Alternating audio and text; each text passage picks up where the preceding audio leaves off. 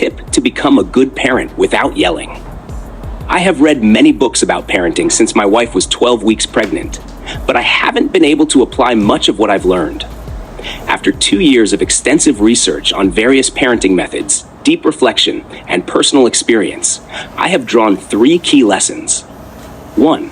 Choose books and courses from authors within your own country or cultural background.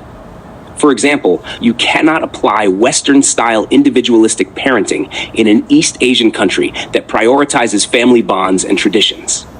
You cannot teach your child to openly express every thought in a country that is undemocratic and authoritarian.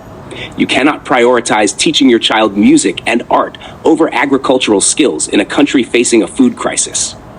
The way parents raise children is shaped by their culture, political system, and economy. Of course, choosing a parenting style and goal is not a matter of 0 or 100. It should be flexible, perhaps 40 to 60 or 50-50, depending on current circumstances. When I was born, my country was quite undemocratic, with a poor and underdeveloped economy. The main skills taught to children were obedience, helping with household chores, and participating in agriculture like young laborers. If a family was well off, a child could complete high school with a focus on natural sciences and military training. Children were taught to assemble and use an AK-47 at the age of 15. The arts were not valued in society. Most painters and musicians had to work multiple jobs to survive. A wealthy family owned a motorbike, while most people walked or rode bicycles. At that time, very few adults completed university without government subsidies, and even some commune leaders had not finished secondary school. That was the 1990s. However, with the advent of the internet, my country quickly opened up and integrated with the world. By the 2000s and 2010s, nearly every Vietnamese family owned a motorbike. 90% of children completed high school, and there was a boom in higher education. At 15, I had access to martial arts, soccer, and elective sports classes in rural areas, while in cities, arts and music gained more attention. Of course, helping parents with household chores was still important, but far fewer children had to drop out of school to work compared to before, a balance of 50% education and 50% economy. From the 2010s to 2020, children helping with housework or contributing to the family economy became rare. Their main task was to study and play. Today, very few children know how to cook or farm, while their most proficient skills are gaming and using smartphones. This reflects an adaptation to modern tools of production. Did parents need formal education to teach this shift? I don't think so. Children and parents adapted naturally through social behavior.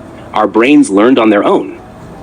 That's why, instead of obsessing over specific parenting guides or courses, I believe it's more effective to choose an environment that aligns with the skills and values you want your child to adopt.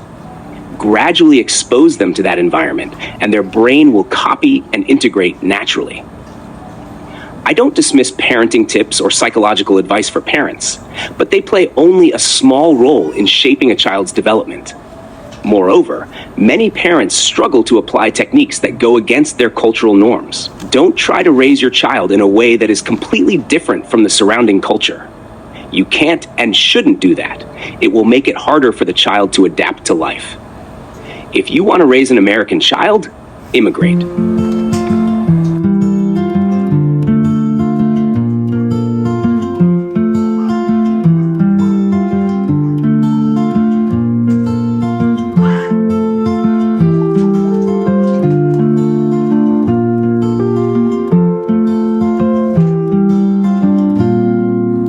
Look at the tree to fix the soil. Look at your child to fix yourself. Before reaching the ability to think deeply, reflect, and recognize what is right, which requires a long period of learning and experience, most of us learn by copying the behavior of others. This is a fundamental human instinct. You cannot expect a child to think about how to pronounce a word and get it right after just 3 attempts. Instead, they mimic mouth movements and sounds, then unconsciously practice countless times until it becomes a habit. The same applies to all other actions. A chess grandmaster's child is likely exposed to chess from an early age, seeing their parent play every day. Over time, with enough accumulated experience, they usually far surpass their peers. A CEO's child often develops a commanding, leadership-like demeanor similar to their father. A drug addict's child may be more prone to substance abuse before they eventually realize something is wrong and try to escape that environment, hopefully before it's too late. If you want a bountiful harvest, the soil must first be treated for bacteria, fertilized, and kept at the right moisture level. Only when the soil is of high quality will the tree naturally yield abundant crops. Your main role is to protect it from pests. Beyond that, it will grow on its own. I often ask myself, how does my daughter perceive me? Do I scroll on my phone too much? Am I messy and unhygienic? Do I frequently lose my temper with others? Do I drink excessively or overeat? These self-reflections should take priority over simply checking whether my child is following my expectations. Everything requires a cumulative effect. Our brains resist sudden changes because they cause stress and consume a lot of mental energy. That's why I try to build up small habits, reading books, exercising, dressing neatly, in front of my child for just a few minutes each day. It's not about putting on a performance for her. Rather, I'm training my own habits. I know that as I develop these habits, my child will naturally adopt them too.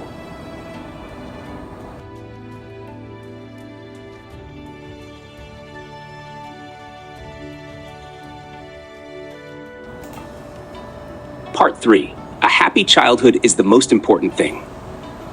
A happy childhood should be the priority. Personally, I aim to become a happy man, not necessarily a successful or wealthy one. If I can be both happy and successful, that's great. But if not, simply being a happy, ordinary man is enough. Therefore, I have no right to demand that my child be the best in class or extraordinarily talented.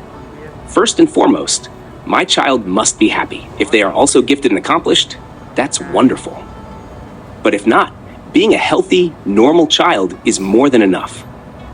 At the end of our lives, neither our status nor our wealth can follow us into the next world.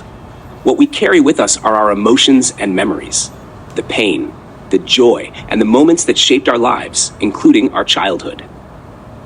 Do you vividly remember every toy your parents bought you? Or do you remember the feelings of running into your father's arms, hugging your mother, the bedtime kisses, the words of encouragement and love? Or perhaps the hurtful insults, the disappointment, the beatings, and the feeling of abandonment when you failed to meet their expectations? What remains in a child's mind when they grow up? Today, many parents say, I spend a lot of time with my child. But when you're with them, are you truly present? Do you look into their eyes, understand their emotions, and engage with them? Or are you physically there, but your mind and eyes are glued to a smartphone screen with no real connection between your soul and theirs? Without connection, there is no love. Without love, there are no cherished memories. When I'm with my child, I try to truly be there with my heart and my presence. Even if it's just for 15 minutes, that's enough.